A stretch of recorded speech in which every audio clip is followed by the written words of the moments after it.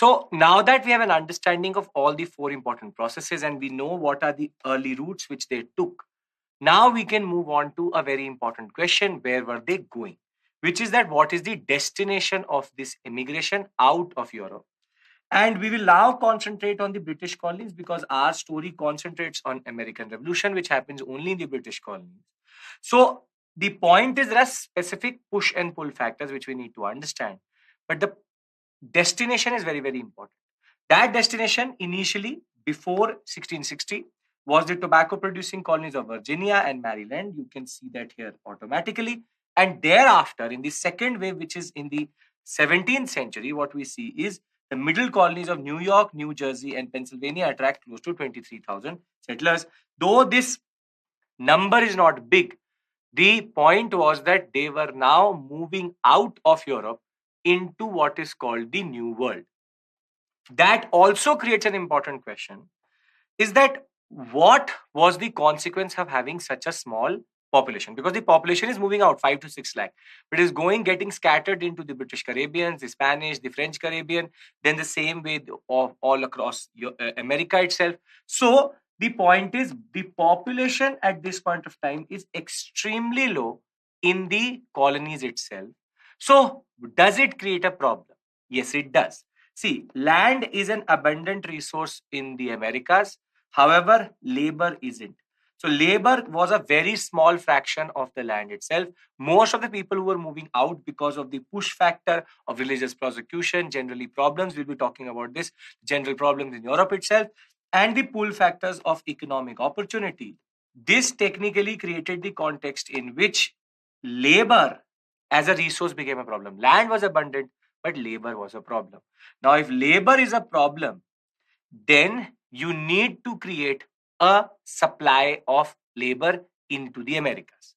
And therein comes the two institutions of slavery and indentured labor. First this, then slavery. So the first solution to this issue was indentured labor. So what is indentured labor? The name comes from the fact that how you have a paper, when you tear it, it has indenture. So they used to match the indentures, thereby arguing that it is a form of labor which was put into a contract in Europe and now in America. So that indenture matching is called indentured labor. Now the point is indentured labor has a problem and is also an advantage. So what is the concept? See, you have to cross the Atlantic. Not everybody has the capacity to go from Europe to America. So it is maybe 100 pounds, maybe 500 pounds it takes to cross the Atlantic from Europe to America. So you don't have the money to give for this journey. So what do?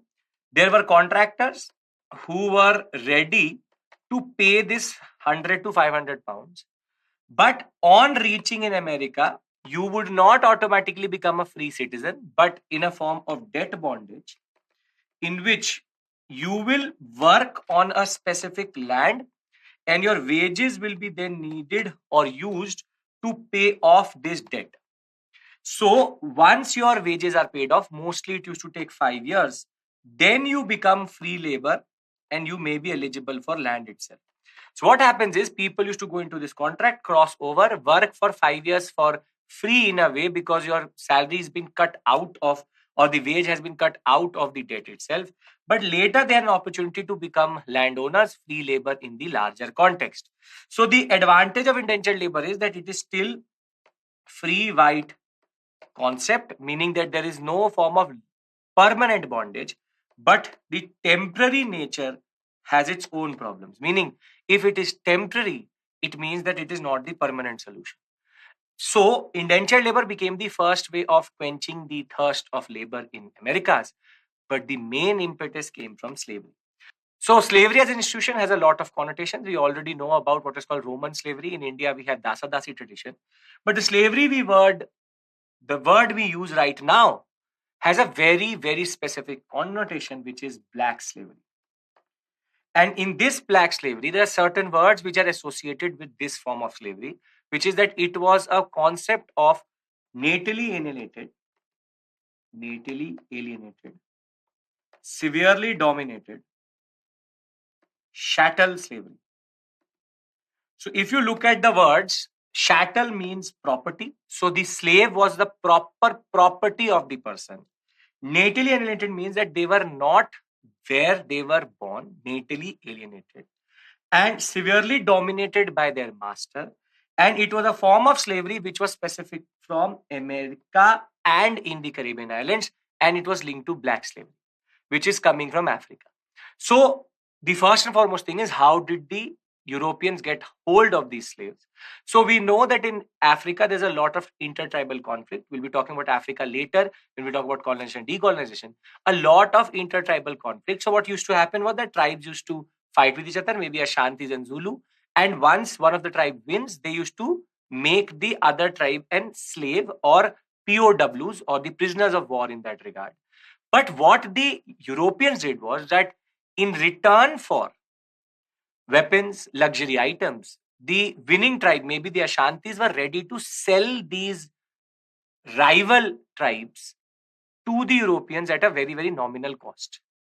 And herein lies the origin of what is called black slavery, where the Ashanti Zulus used to get a lot of guns from the Europeans, and they used to use it to then enslave other tribes. And this enslavement process, because there's no African identity, in turn led to a major trade in slaves developing from Africa. So they used to take guns from Europe to Africa. Africa used to give them slaves. These slaves used to reach the Caribbean and the American coast, and then they used to be used in plantations which used to produce products which was used in Europe. We'll talk about this triangular trade. But the point is, slavery as an institution became extremely important at this point of time. And this was a permanent solution.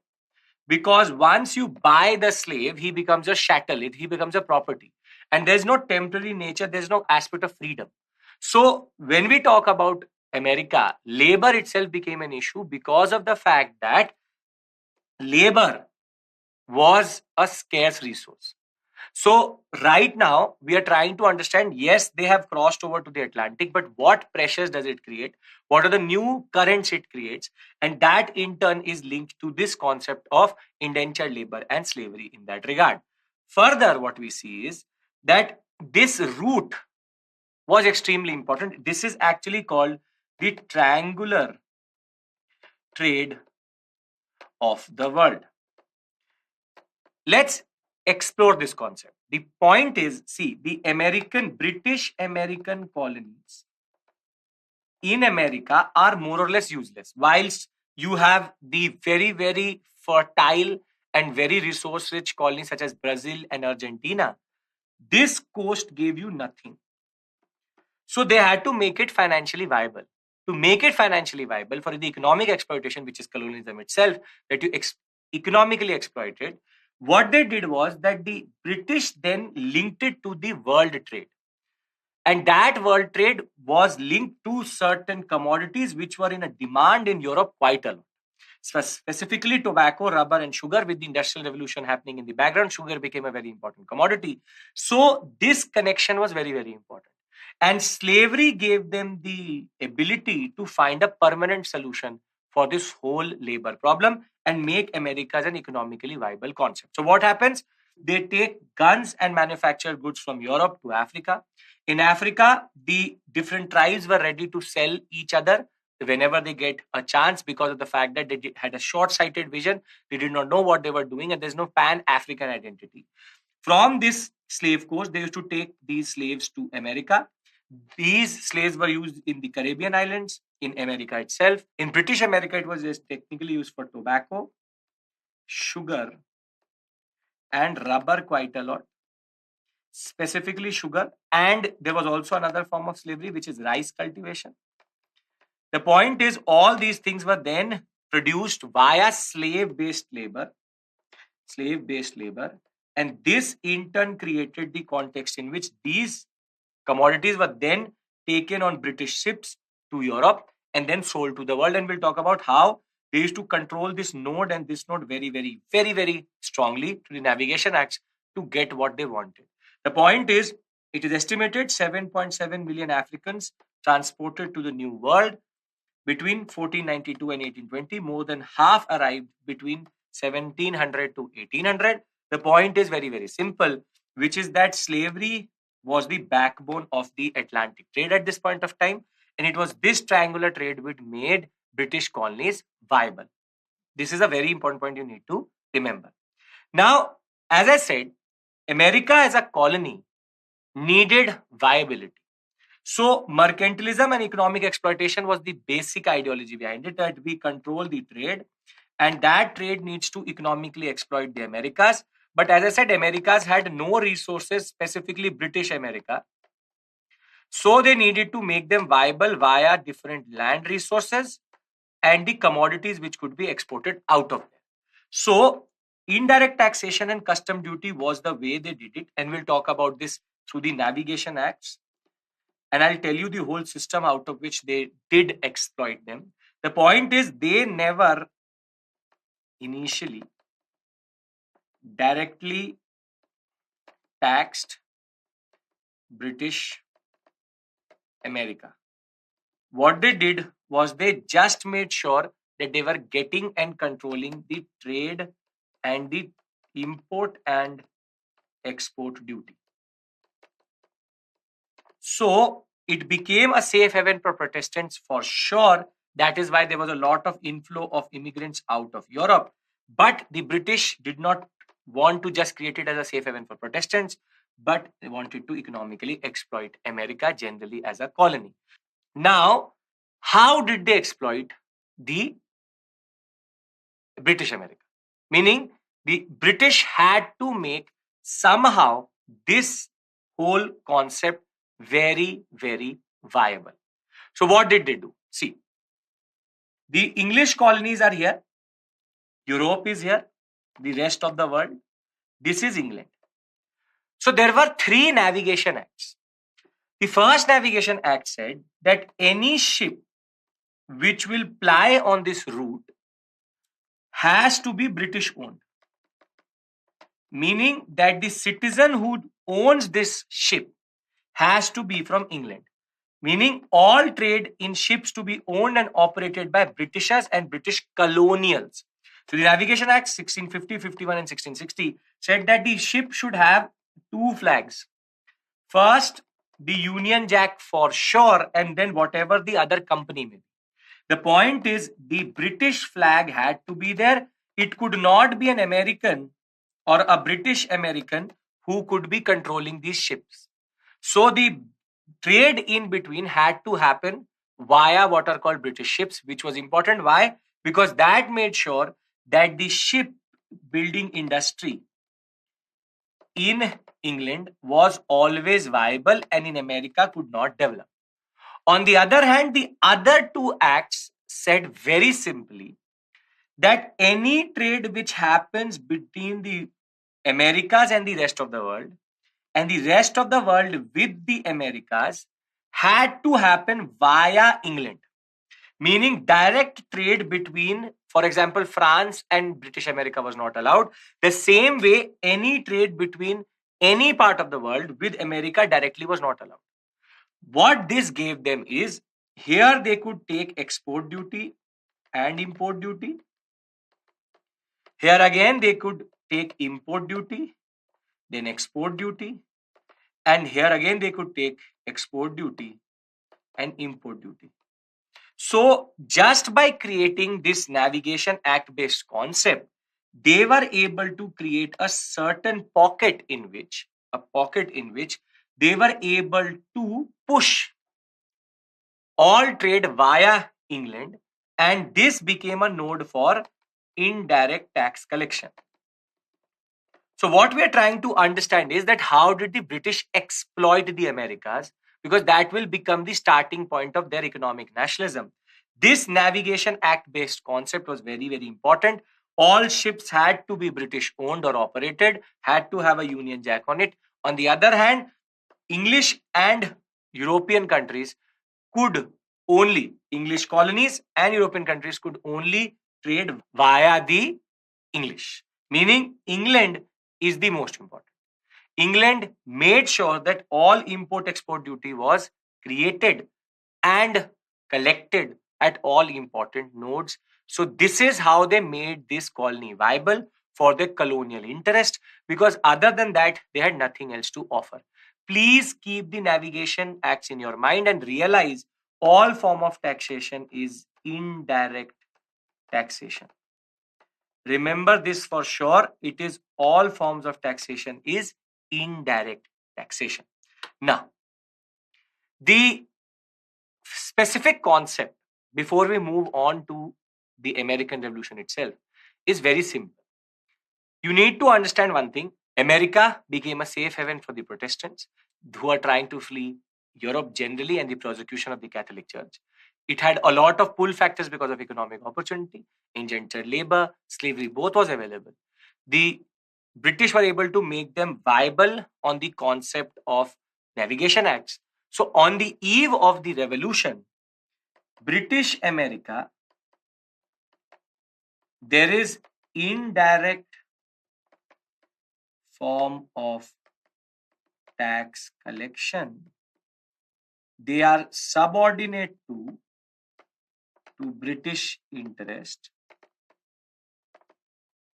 And the most important point is the identity they understand and they identify with is that they believe that they are British citizens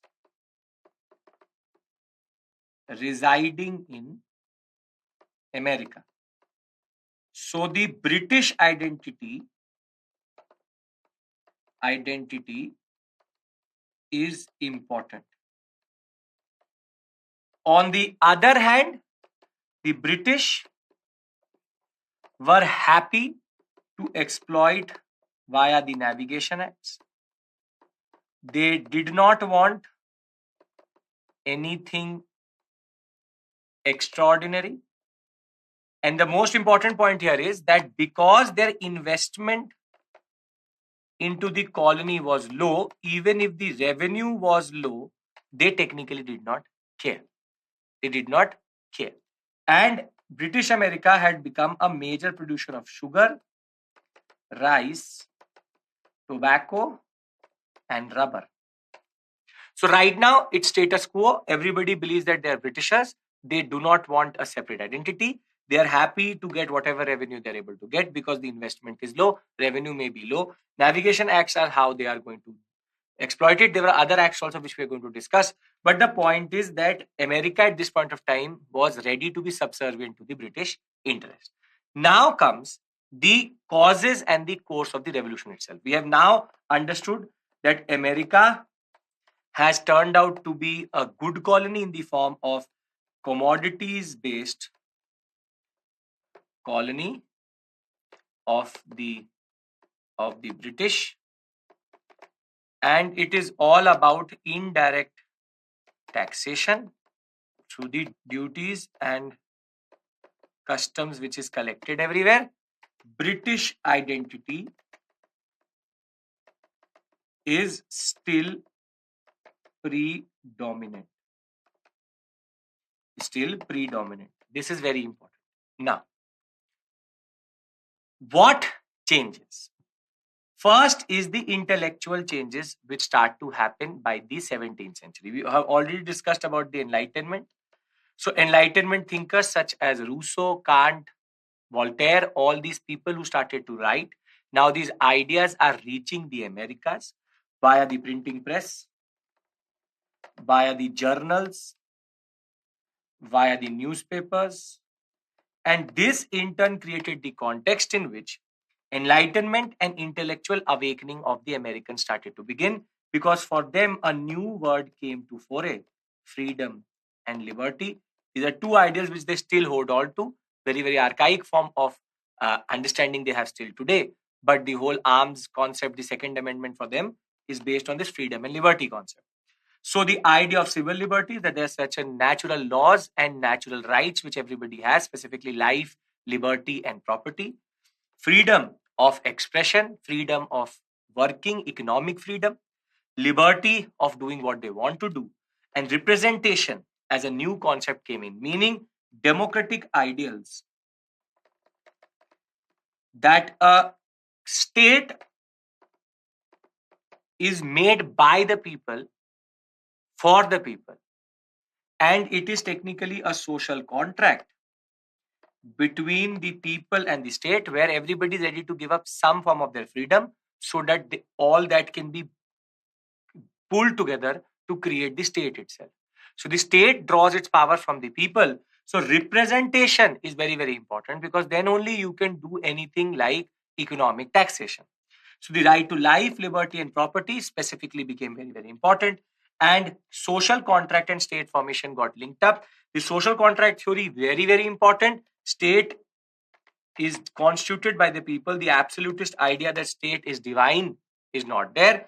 People give the power to the state and not the other way around. And the state can be dissolved if the people want it. Social contract between the people and their rulers, specifically the representatives, is based on this concept coming from Rousseau, Kant in that regard. Very, very important, because this will start to put in a new type of understanding, which is called the American Enlightenment, wherein these ideas will become a major part of the vocabulary of the Americans in the larger context. Then we also have the economic integration of the Europeans with the Americas. Specifically, English colonies were integrated into the world economy, and initially they were quite happy about this, because Americas was made in fully independent and in a way very, very economically viable because of this economic integration. This economic integration also created a lot of economic opportunities, but initially everybody was happy to go via the British, because they believed that the British was the reason why these economic colonies got integrated into this world economy. So these English colonies, this economic integration was very, very important because of the British. So they were happy to keep the British on the sidelines. They were happy to allow the navigation acts to work. They were happy for the ships to be British, but very slowly but surely this is going to change. Duties and customs was the major source, and this will become a problem later. You should also realize one thing, that all of this affects only the merchants and nobody else. Then comes the educational development. What happens is that with the printing press coming to America, and at the same time the rise of enlightenment, the new humanistic ideas were also coming to America. So Protestant ethic of work and education came in, because a lot of Protestant communities came in. The whole Max Weberian concept of Protestant ethic of work, they did not believe in just sitting in the church. Working was a form of worship, and education, which was based on humanism, also opened up their mind quite a lot. 18th century University of Harvard, Princeton, and Columbia was developed, and the first printing press was actually set up in Cambridge, Massachusetts in 1639 itself, that allowed for books, journals to develop in the larger context. Same time, new American ethic was developing because of this educational development, because of the Enlightenment, where a new self-assurance that we can do anything, optimism, radicalism, and liberty were now new ideals which they started to hold. And these ideals will go against the British one, which was based on exploiting the Americas rather than giving them some form of representation or helping them develop in the larger context.